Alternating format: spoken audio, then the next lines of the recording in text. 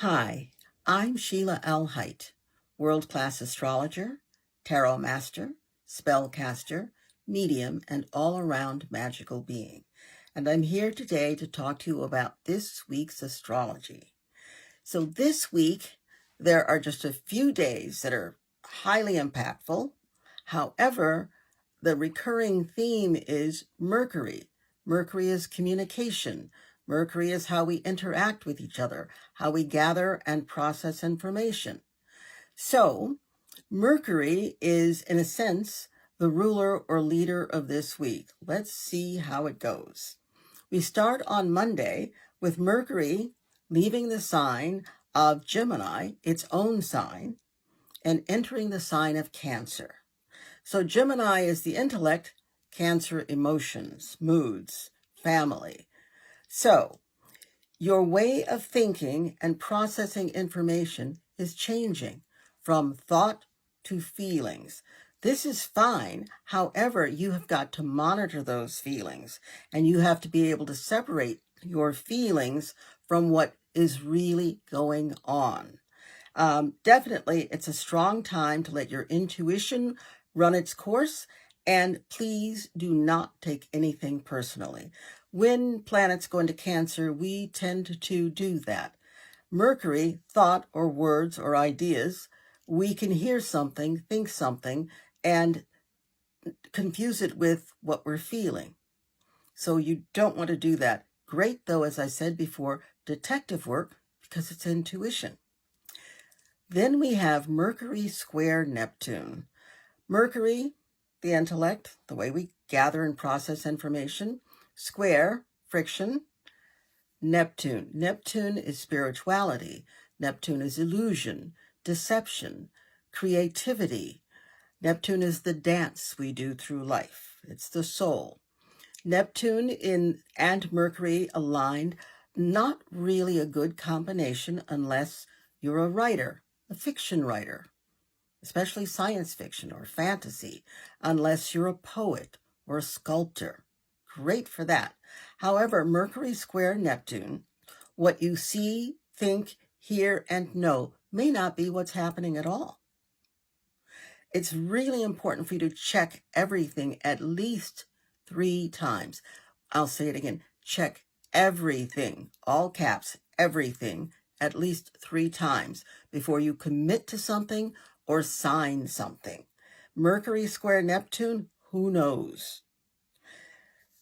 The next thing, this is all Monday, Mercury will also be together or conjunct, as we call it, Venus. So thinking will be together with feeling. Didn't we just say feeling was important before? Yes, because Mercury, the intellectual Mercury, goes into the emotional Cancer. Well, we're still dealing with mind and emotions. Mercury together with Venus. There's a strong need to express and share your feelings, which you may think are your thoughts. You need to take some time and separate them and decide, is this a thought or a feeling? And is a thought or a feeling that I need to express right now?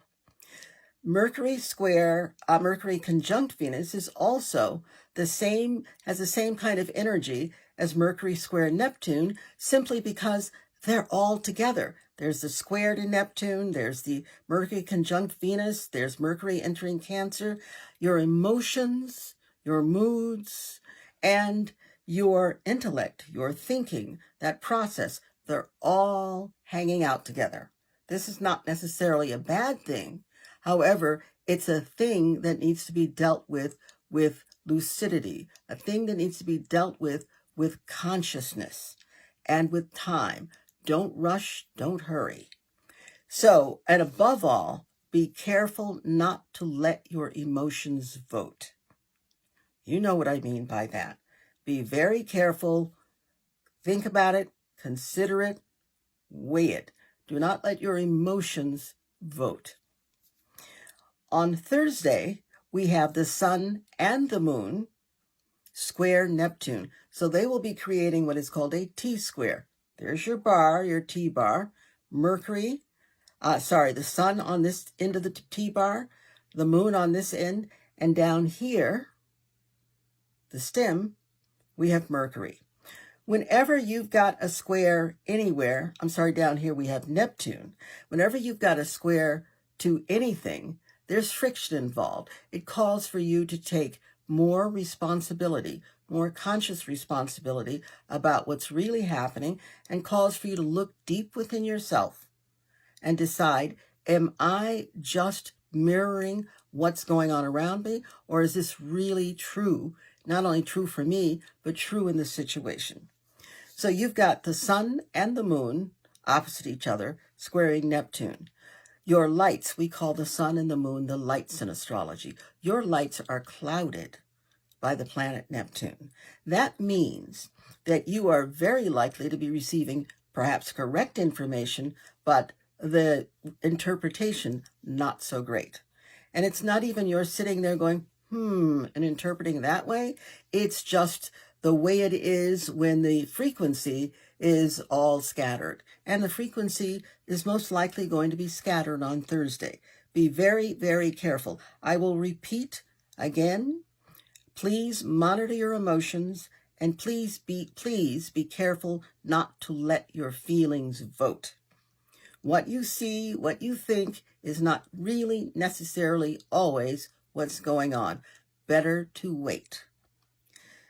Then on Thursday, we have a great thing happening. We've been waiting for it for 6 months. It's the summer solstice. And in the northern hemisphere anyway, it's the winter solstice in the southern, but here above the equator, it's the summer solstice. This is also the day that the sun leaves the sign of Gemini and enters the sign of Cancer. So find a way to celebrate what is called the longest day, the solstice day. Acknowledge and celebrate your inner light as you connect to the fertile energies of inspiration and creativity. Your kindred spirits, your soul group, and your family connections are important. Know who likes you, know who loves you, know who gets you. Those are your people. So, then we move on to Friday. And Friday is a culmination day. A culmination, yes, it's the full moon. The full moon in Capricorn, which is opposite the sun in Cancer. The full moon in Capricorn, opposite the sun in Cancer, is a great time to supercharge whatever your ideas are, whatever your feelings are, whatever your inspiration is, and put roll-up sleeves, proactive energy into those thoughts, those inspirations, those ideas, and work at it, and things will happen. They'll develop.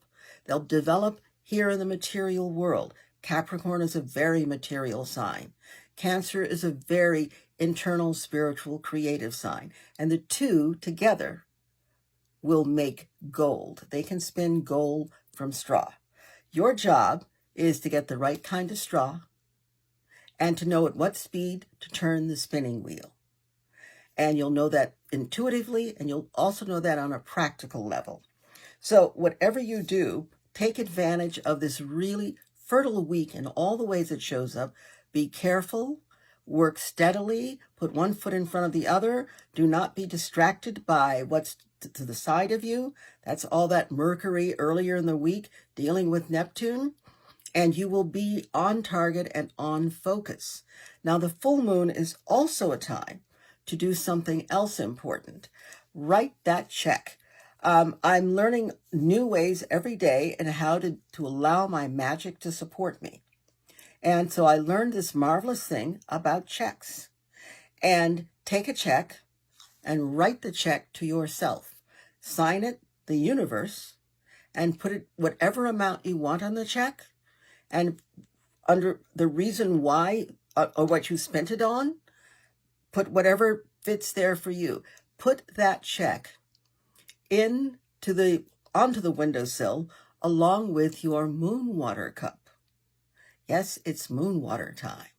So take a cup, a vessel, and fill it with water and cover that cup and that water, because otherwise critters will get in. And there's nothing more disheartening than seeing a critter doing the backstroke in your moon water. So Cover that cup, that water, set it in the windowsill where it will get the moon's rays.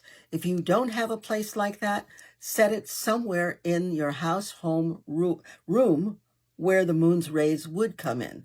Those rays, the energy of those rays can come through the wall. I like to leave it there, the cup, the water, for 3 days before the full moon. When it reaches its peak, great. Then I like to leave it in for 3 days after, as it releases more energy into the water. Then I drink it sometimes all at once. Sometimes I sip it on a daily basis. Sometimes I pour a little in my bath water or a little in my cooking water. And definitely it's great for plants. So have a great week, a fabulous week, and do fabulous, wonderful things. And remember, don't take it personally. Bye.